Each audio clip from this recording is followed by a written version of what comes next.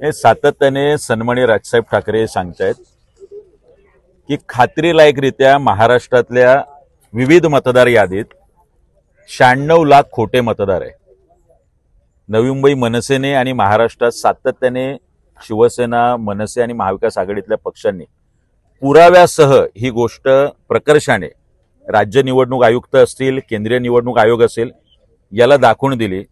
मात्र या बोगस मतदारांच्या आधारे 2014 पासून सत्तेत आलेल्यांना स्थानिक स्वराज्य संस्थेच्या निवडणुका सुद्धा या बोगस मतदार यादीच्या आधारे जिंकण्याचा त्यांचा मानस आहे। या मतदार यादीला विरोध करायला आणि सर्व खोटे मतदार जे आहेत हे वगळावेत यासाठी सन्माननीय उद्धव साहेब आणि राजसाहेब यांच्या नेतृत्वाखाली 1 तारखेचा मोर्चा होणार आहे।